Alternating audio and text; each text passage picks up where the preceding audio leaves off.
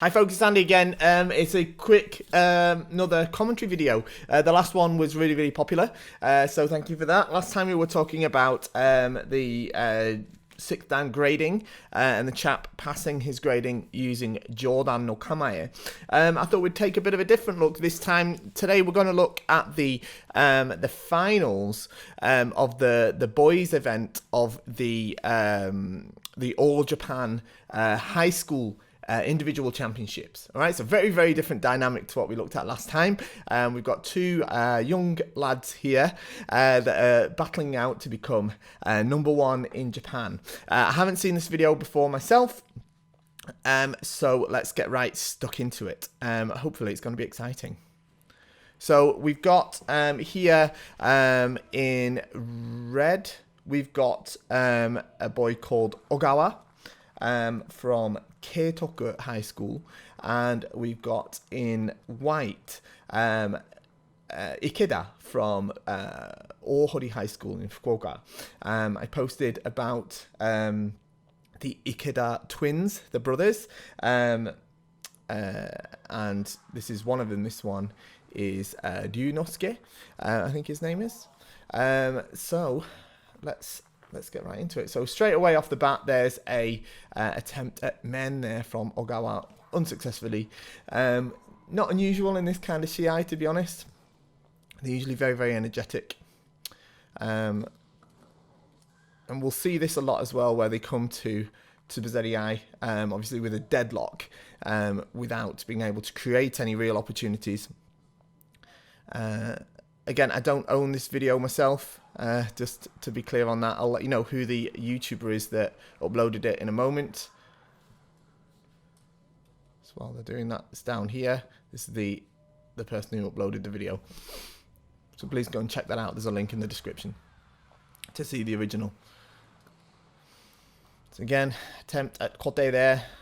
You often see this at this level. It's not like 100% kote. It's like a kind of a bit like a boxer's jab, really, to try and test the water to see if they can find a break in the defenses. Now, what you'll find is, although they get into Tsubazeriai a lot, they're not going to spend a lot of time there. And when they do get there, they'll often try to do hikiwaza, especially. Now, this is very good. This is very good as I'm talking. This is something you should actually think about when you're practicing.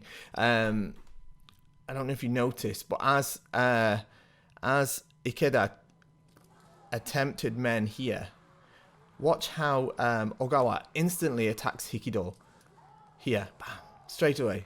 Yeah, that's super important. The ability to do that, to be able to make a strike at any instant. All right, I really want you to think about that in your practice. That's something that that's what being kamae is, being able to instantly strike at any moment.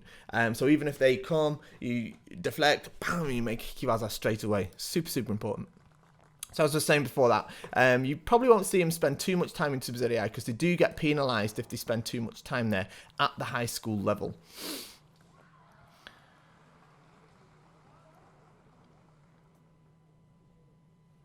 See if they can make a point on each other. So again, it's really about, even at this level, there is a strong feeling of semi between the two. They are really looking to break the defenses. That very close men there from Ikeda, very close indeed. Not quite enough. It was just a little bit deep. If we go back and have another look at it. Somebody did tell me the controls were. So he's just a little bit deep. It was very good timing. And again, you see how Ogawa was originally immediately able to strike Do. Excellent footwork.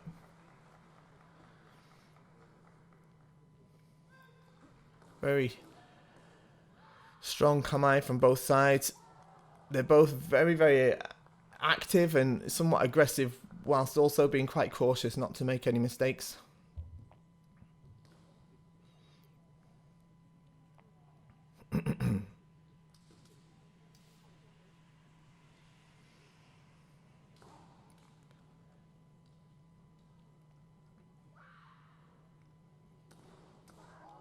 Ooh, close there from Ogawa as well. Very close. So as I see, we'll see a lot of time spent at Tsubazeri here.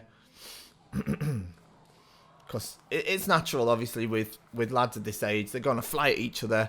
Their attacks aren't going to quite connect. And they're going to end up there at Tsubazeri. Oh, now was that awarded? It was awarded. Now that was, let's go back and have a look at that, because that was very difficult to pick out, wasn't it? Let's watch it in slow motion so we can see it for certain. But he comes forward. Ikeda comes forward, and he's got Ogawa on the back foot here already. And this is exactly like I talked about in the Orjuwaza video that I've done. Go and watch that if you haven't already. This is how you do Orjuwaza, right? You pressure them into making a panic attack, which is what seems to have happened here. See how he's constantly pushing forward is Ikeda from the left here. He makes Seme here, and Ogawa panics and attacks Kote without really committing to it. All right, he's doing this in response to the pressure he's been put under by Ikeda, and immediately Ikeda responds with that Kaishimen as he's set up that that waza from the start. Ogawa here is, you see how he started to block already, because he knew at the minute he threw that Kote out, he knew that he was putting himself at risk, and indeed he was. Now, although it doesn't look particularly like a super clean hit, I think he has made contact with the men there, and I think the reason it wasn't super clear is I think the fact that it wasn't super clear is the reason that the Shushin didn't raise his flag. But I think based on the opportunity and based on the fact that Ikeda here really built that waza up, really made that waza happen, was enough for the other two to award it as Yuko Datotsu. It's not really his fault that Ogawa tried to spoil it there. So let's just go back and watch it again. I'll put it through at slow motion once again, and then we'll watch it at full speed. So again, he's a Seme, raises his hands here, and he panics. And yes, I think that's a really good men. Actually, I think it's a really good men. It looks like Ogawa's tried to spoil it, but it's not really Ikeda's fault there. And other two Shimpan, the two Fukushin, recognize that as a good waza. And I agree with them. Obviously, I've got the ability to go back and watch this in slow motion, which Shimpan do not have, all right? So in no way am I criticizing the Shushin here. He made his decision at the time based on that. I could have made the exact same decision were I in his shoes. That's why there's 3 Shimpan, and they're human, and they are not robots or computers or any of that sort of thing. So don't be commenting on the Shimpan, yeah, because it's not an easy position to be in, to be refereeing a tournament at this level. Seme. Come on then. There we go, men. Yeah, I think that's good. I can see why that was given as Ippon, and I can see why the Shushin didn't agree with it as well. I think that's a good example of one that could be taken either way. But yeah, it seems fair to me. Now, obviously, Ogawa's going to be on the aggressive now, because he's going to want to take that point back. He doesn't want to lose this match. An attempt at Gyakudo there that wasn't quite good enough. And you see that man. Let's watch that man again. Look how far he leaps with that man. He's not quite there, but it's so bold. It's so bold. Now again, what's happening is Ikeda is doing his best to close down the Shiai now. He's got this in the bag. He doesn't need to take another point. He's not making any unnecessary attacks. He's mainly making attacks to spoil the attacks of Ogawa. Ogawa is becoming a little bit desperate. He must know in his own head that there's not a lot of time left. And it's going to be difficult for him now, I think, to take a point back, especially the way he's playing. I think it's Ikeda here is the one that's really got control of this. There was a nice chance here, but unfortunately, just as he got him to step back here, this is a good chance of men, but it's not quite. I think he could have done with probably waiting a slight second more. Another good chance of men here. This is a really nice chance. Just didn't quite connect with it here as Ikeda steps in. This is a really good chance. Unlucky there that he wasn't quite able to make contact. And there's the bell. And that's the end of it. Ikeda Ryunosuke is his name, I think, is the champion. Congratulations to him. A very exciting Shiai. Obviously, very, very different to the Shiai that we watched last week. Ryunosuke Ikeda, that's right. Very energetic.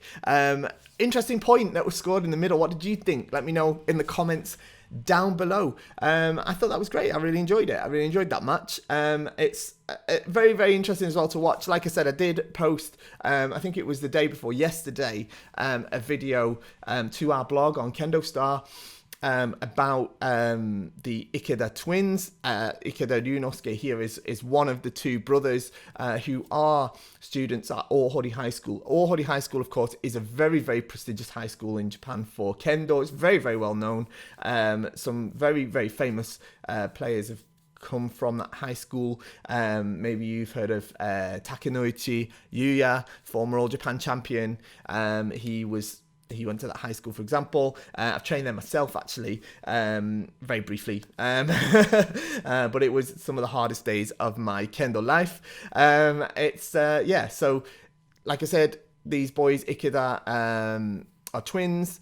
You've got Ryunosuke and Toranosuke. I think that's really cool names for them as well. And I think it's going to be really exciting to see how they progress going forward. The video that I posted the other day showed the two boys facing off of each other in the qualifying rounds for this tournament. In the final, it was brother against brother, twin against twin. And one of those twins here, obviously, has gone through to the main tournament. Not only that, he's gone right through to the final and has won the entire championships and is now the champion of Japan. I'm sure they've got a very bright future. I'm sure they're names that we'll be hearing a lot over the next few years. I hope you enjoyed the video today. Let me know what you'd like me to comment on next time. If you've got any videos that you'd like me to do this kind of video about, post them down below. Thanks a lot for watching. Don't forget, like, share, subscribe, all that sort of thing, and shop at KendoStar. See you all next time. Bye bye.